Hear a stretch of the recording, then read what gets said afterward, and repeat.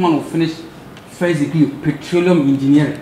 You ask him, tell me the 3 streams of the petroleum industry, which is the upstream, the midstream, and the downstream. The person doesn't know.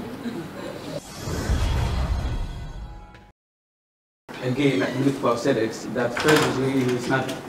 I did materials engineering. So for those who know materials engineering, nothing to do other than that.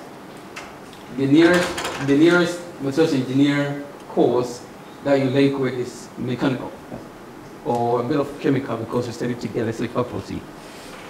And I had a chance to work for a Russian company called Riverson.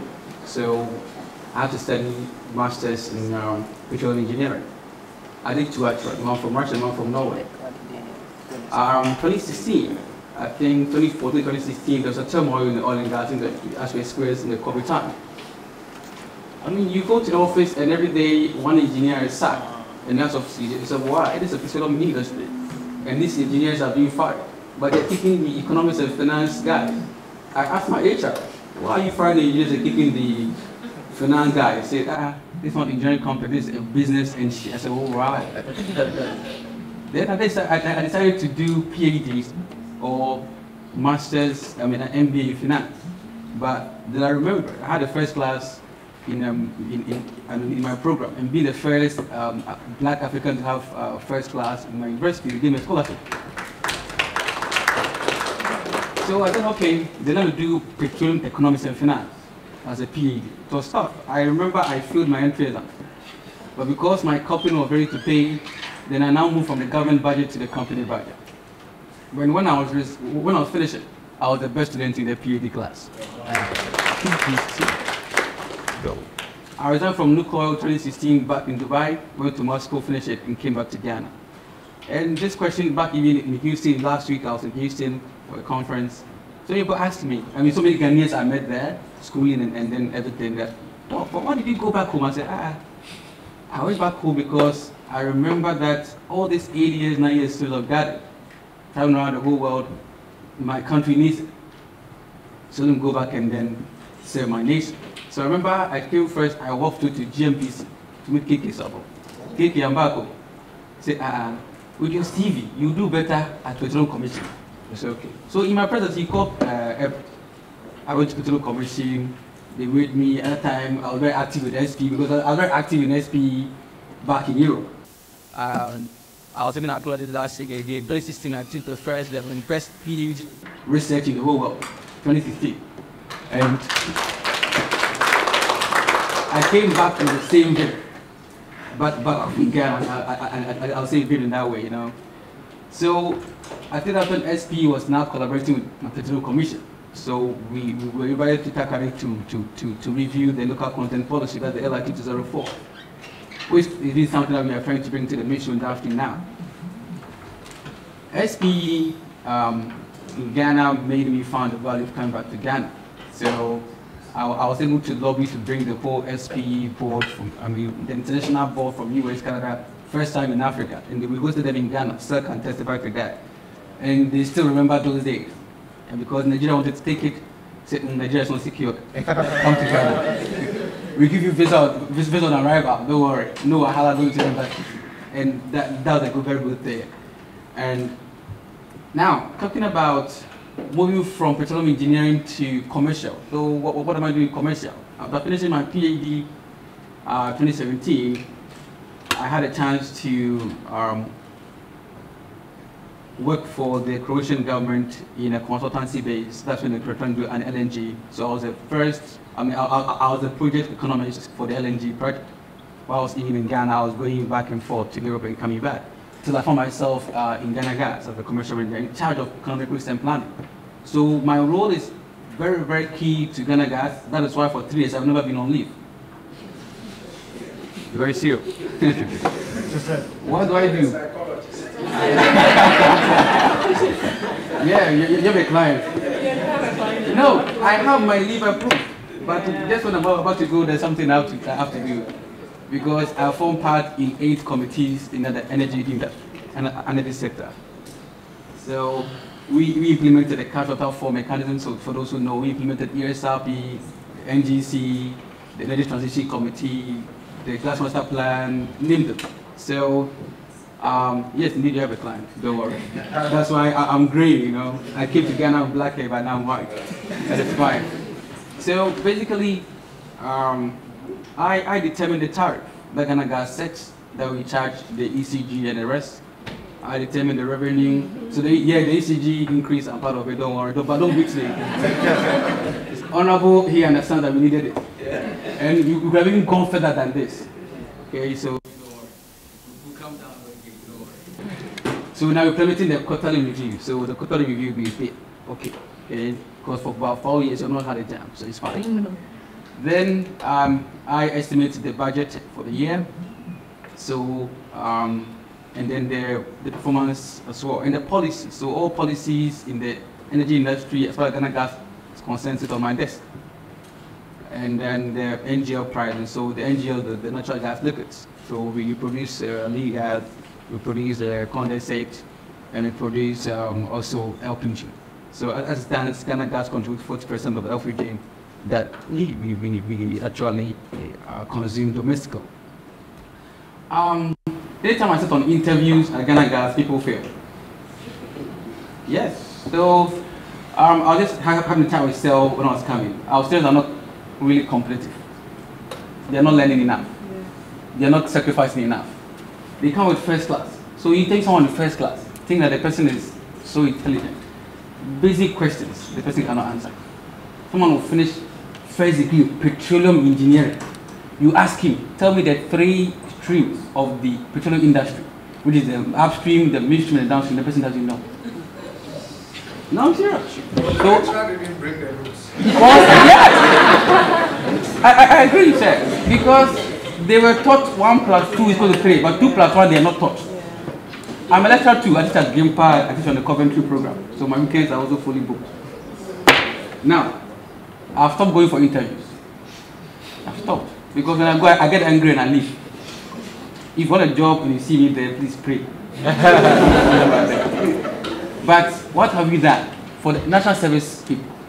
What we, for the first time we did in Ghana Gas, we organized some training for them, where we kind of recycle their brain, whatever they know from the campuses that they're coming from. Hey, we have psychologists at Ghana Gas.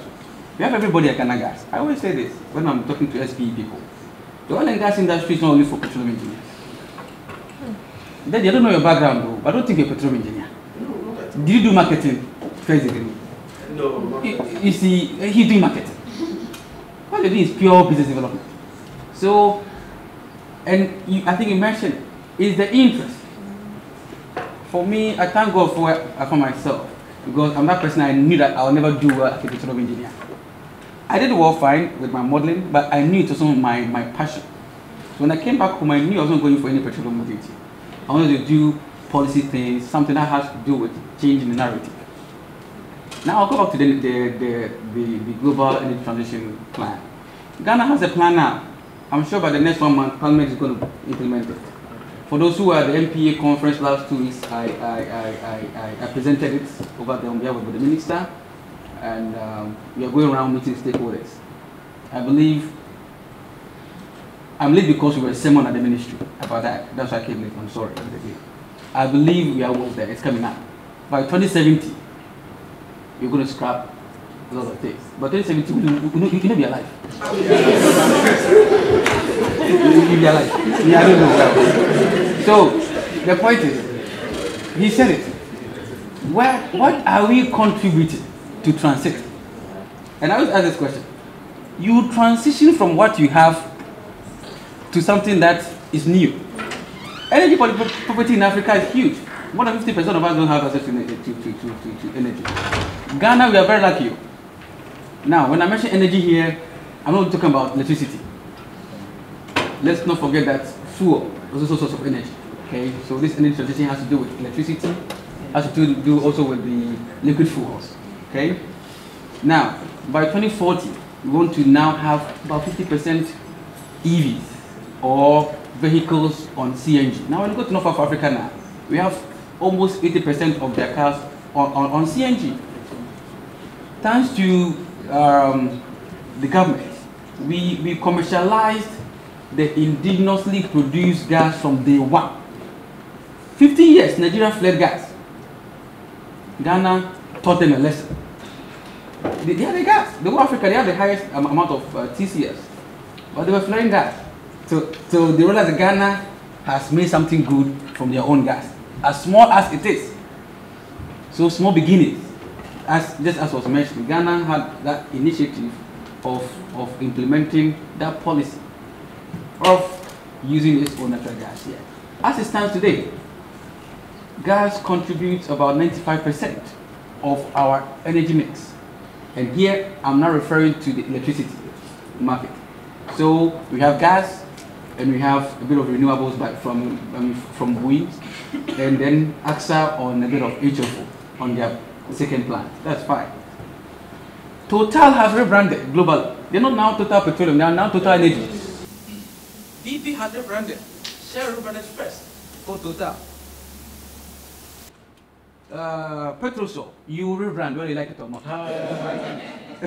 No, you come in. But maybe I should come in. Okay. We started our transition about 3 years ago. Can you imagine? So we have a document that has changed a lot of things, except that we haven't changed our name yet. Let me say this. Energy sustainability will always and forever be determined by 3 factors. 3 A's, I call them. Energy, so that's energy availability. In Ghana now, we produce more than 100% capacity in terms of electricity. The second one is energy accessibility. 85% of the whole country have access to electricity. We are doing best among the sub-Saharan Africa so far. We are South Africa. That's one. The only problem is the energy affordability. Is it affordable? Can my grandmother, who is on pension, buy electricity today? They don't say no. They say no. So once you take these 3 steps, you are fighting energy poverty. And that's what Africa we need to start talking about. And I'm very happy with what after is doing. And which most of you have to look at. After, that's trade. So those who have interest in trade, you have IT background. Hope it's not lost. Just research, look for it, and you're going to find it. In one way or the other, we are very happy that Africa has the resources when it comes to the lithium batteries. I hope, honorable, you are here. Please listen to me very carefully. I hope you're not going to sell it as our gold and our manganese. Let's have plants here which will produce batteries. If you have to go and talk to Texas, whatever university that they have in the US, come and establish factories here. Let's manufacture the batteries here. Because that's the only problem that the renewables industry has. Battery life, the lithium. They don't have access to the raw material. We have them in Ghana, in Nigeria. But if they're going to take it as taking our goods and give us that small royalty, then you're dead. And our crude oil. If someone asks me, why are we producing oil when our toll is not working? This question I leave it on now. But the point is, we have the resources. No, I do the president when he says that you get to accommodate. Accommodate because we don't know how to really commercialize some of the things. I mentioned gas. Why can't we talk about crude oil also? You commercialize your gas. What is forbidding us from commercializing our crude oil as well?